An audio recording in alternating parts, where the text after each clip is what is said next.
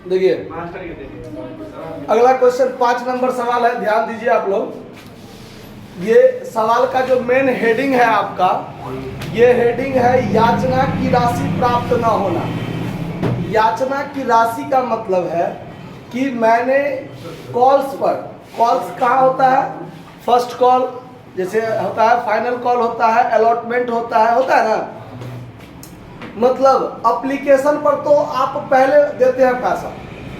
Application जब होता है तो कंपनी के पास तो पहले पैसा आ जाता है, और उसके बाद अलॉटमेंट पर, फर्स्ट कॉल पर, फाइनल कॉल पर कंपनी जनता से पैसा मांगती है, तब जनता कंपनी को चुकाता है।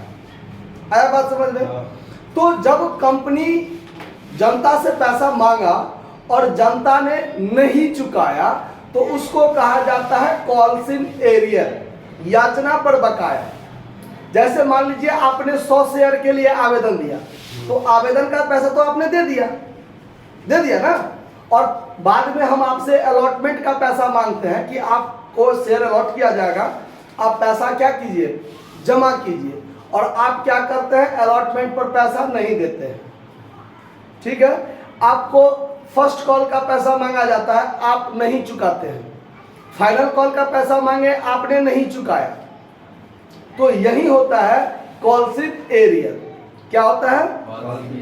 मतलब कंपनी जनता से अपने अंशों का पैसा मांगती है और जनता कंपनी को नहीं चुकाता है, यानी जनता कंपनी को चुकाने में असमर्थ हो जाता है, तो वही नहीं चुकाने को ही कॉल्स इन एरियर कहा जाता है। क्या कहा जाता है? कॉल्स इन एरियर कहा जाता है। आया बात समझ में?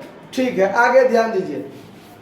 अब सवाल क्या कहता है, क्रॉनिक लिमिटेड ने 10 रुपया प्रत्येक की राशि के 10,000 समता अंश निर्गमन किए हैं, जिन पर देय राशियां आवेदन पर 2.5 रुपया, आवंटन पर 3 रुपया, प्रथम याचना पर 2 रुपया और शेष 2.5 रुपया अंतिम याचना पर। समझ में आया बात? कोई दिक्कत? देखिए, तो आवेदन पर 2.5 रुपया हुआ, अलॉटमेंट पर 3 रुपया हुआ तो 5.5 रुपया हुआ, फर्स्ट कॉल पर 2 रुपया तो 7.5 रुपया, और 2.5 रुपया फाइनल कॉल पर तो 10 रुपया। हो गया क्लियर? फिर आगे है, सभी अंशों पर पूर्ण भुगतान प्राप्त हो गया सिवाय एक अंश जिसने 100 अंशों का अंतिम मांग की राशि का भुगतान नहीं कर सका। मतलब आवेदन पर पैसा आ गया, अलॉटमेंट पर आ गया, फर्स्ट कॉल पर आ गया, कोई दिक्कत नहीं। फाइनल कॉल पर क्या हुआ, तो एक अंशधारी था कोई आदमी, वो 100 अंश खरीदा था, यानी 100 अंश के लिए आवेदन दिया था। अब 100 अंश के लिए आवेदन दिया तो वो आवेदन का पैसा दे दिया, आवंटन का भी दे दिया, फर्स्ट कॉल का भी दे दिया, लेकिन जब फाइनल कॉल का रुपया कंपनी ने उससे मांगा तो वो फाइनल कॉल का रुपया चुकाने में क्या हो गया, असमर्थ हो गया, मतलब नहीं दे सका। तो कंपनी के लिए ये क्या हुआ, कॉल्स इन एरियर। कंपनी ने तो मांगा लेकिन जनता ने नहीं चुकाया, तो ये क्या हो गया, कॉल्स इन एरियर। समझ में आया बात? तो जब हम लोग जर्नल एंट्री बनाएंगे तो कॉल्स इन एरियर का एंट्री नहीं बनाएंगे, कॉल्स इन एरियर का एंट्री नहीं बनाएंगे। ठीक है, चलिए, अभी शर्ट फटा हुआ है तो टेंशन नहीं लीजिएगा। देखिए, वर्किंग नोट हम लोग करते हैं सबसे पहले। क्या? Working note. अब फटा हुआ पहन के थोड़ी ना आए थे, अब बीच में फट गया तो हम क्या करें बताइए। देखिए, ऑन एप्लीकेशन, आप लोग सवाल पर ध्यान दीजिए, ये फटे हुए शर्ट पर ध्यान नहीं दीजिए। सवाल कितना शेयर पर बनेगा, 10,000 शेयर पर, है ना। 10,000 शेयर के लिए आवेदन आ गया तो 10,000 गुने 2.5 रुपया तो कितना हो जाएगा, 25,000 रुपया। कितना हो जाएगा, 25,000 रुपया। ये टोटल रुपया आ गया।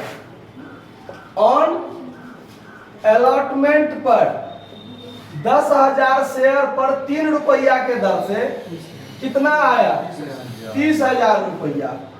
ऑन फर्स्ट कॉल पर 10,000 शेयर गुने 2.5 रुपया तो फिर 25,000 रुपया होगा। और जब फाइनल कॉल पर काम हुआ तो 10,000 शेयर पर 2.5 रुपया के दर से 25,000 रुपया कंपनी ने क्या किया होगा, मांगा होगा। 25,000 रुपया कंपनी क्या किया होगा, मांगा होगा। और जनता ने क्या किया, अगर टोटल रुपया आता तो ठीक, लेकिन टोटल रुपया नहीं आया। 100 शेयर का पैसा नहीं आया। कितना शेयर का पैसा? प्रथम पर 2 रुपया देना। प्रथम पर कितना है? 2 रुपया। 2 रुपया है। तो फर्स्ट कॉल पर 2 ही रुपया है, तो ठीक है। तो यहाँ पर कितना होगा? 20,000 होगा। चलिए, फाइनल कॉल पर 10,000 गुने 2.5, 25,000 कंपनी ने क्या किया, मांगा। और 100 शेयर पर 2.5 रुपया के दर से 250 रुपया हुआ ना। ये 250 रुपया नहीं आया, तो ये जो नहीं आया उसको क्या कहा जाता है? Calls in arrear. क्या कहा जाता है? मांग पर बकाया। इसका एंट्री हम लोग नहीं करेंगे, खाली 24,750 रुपया आया तो सिर्फ इसी का एंट्री बनेगा। आया बात समझ में? अब जर्नल एंट्री जो बनेगा कैसे, ध्यान दीजिए। आप लोग लिख लीजिएगा, journal entry in the books of chronic limited लिख लीजिएगा। हम छोड़ देते, थोड़ा मार्कर बचा लेते हैं, ठीक है। चलिए, अब एप्लीकेशन का एंट्री 2 एंट्री बनता है। एप्लीकेशन पर कितना एंट्री बनता है? 2 एंट्री बनता है। सबसे पहला बैंक अकाउंट DR, बोलिए नहीं, खाली ध्यान दीजिए, देखिए समता अंश है। क्या है? समता अंश है। तो यहाँ पर क्या लिखेंगे? Equity share application account. कितना रुपया? 25,000 25,000। नरेशन आप लोग खुद लिख लीजिएगा। बीइंग शेयर एप्लीकेशन मनी, यानी equity share application money receive on 10,000 share at the rate of 2.5 यानी 2.5 हो जाएगा।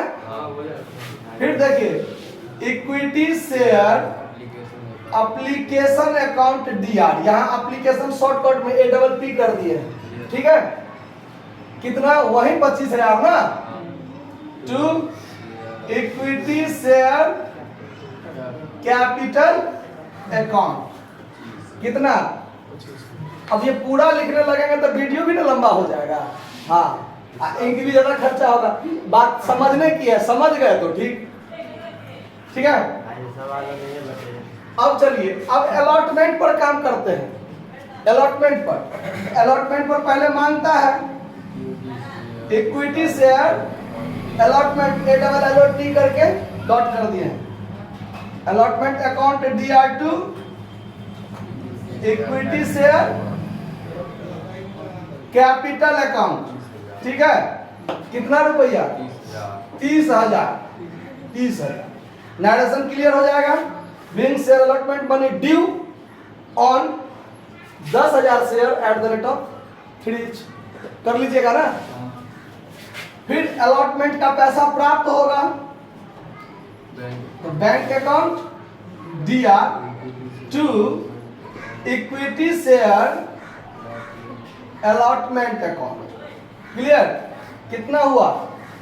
30 का 30,000 प्राप्त हो गया। अब आइए फर्स्ट कॉल पर।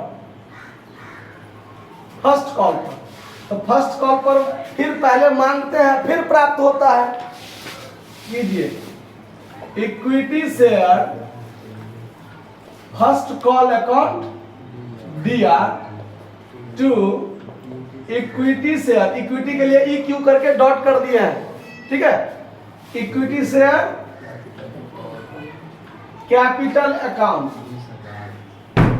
कितना रुपया? 20,000 है। तो 20,000 और फिर जब रुपया आएगा bank account DR to equity share first call account. कितना? 20,000 20,000। कोई दिक्कत? 3 पर तो सेम हो गया, 2 एंट्री, कोई लफड़ा नहीं। फाइनल कॉल पर माथापेची हुआ है। क्या? तो कंपनी ने मांगा 25,000 और जनता ने चुकाया 24,750, यानी 250 रुपया एक आदमी कोई था जो नहीं दिया। तो जो नहीं दिया वो कॉल्स इन एरियर, तो कॉल्स इन एरियर का जर्नल एंट्री हम लोग नहीं बनाएंगे। ठीक है, देखिए, और बनाएंगे तो कैसे बनाएंगे वो भी बता रहे हैं, लेकिन अब ये कह दिया गया है कि कॉल्स इन एरियर का एंट्री आप नहीं कीजिए। ठीक है, देखिए, equity share final call account DR to equity share capital account. मांगे कितना? 25,000। तो ये तो मांगने वाला एंट्री है ना, मांगे तो 25,000, लेकिन 250 रुपया नहीं आया, 250 नहीं आया, तो आया कितना? Bank account DR 24,750 to equity share final call account, final call account 24,750। ये एंट्री हो जाएगा आने के लिए। आया बात समझ में? यानी रुपया जो आता है उसके लिए bank account DR to equity share final call account. आया बात समझ में? कोई दिक्कत? कॉल्स इन एरियर का कोई एंट्री नहीं। ठीक, यदि करना होता, मान लीजिए अगर कहता कि कॉल्स इन एरियर का खाता खोलिए स्पष्ट रूप से, तो bank account DR 24,750, calls in arrear नहीं आया तो कंपनी के लिए तो यहाँ घाटा हुआ ना, तो यहाँ पर calls in arrear account DR कर देते कितना? 250, और to equity share final call कितना कर देते? 25,000 रुपया। आया बात समझ में? कोई दिक्कत? चलिए, तो ये सवाल आपका बनकर क्या हो गया? तैयार।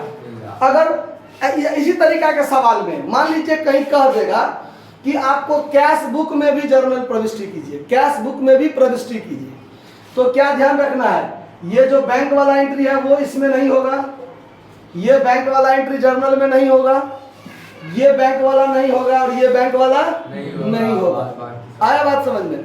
ये बैंक वाला एंट्री कहाँ चला जाता है? कैश बुक में चला जाता है, उसको कैश बुक में पोस्टिंग कर देंगे हम लोग। आया बात समझ में? चलिए इसको नोट कर लीजिए। धन्यवाद।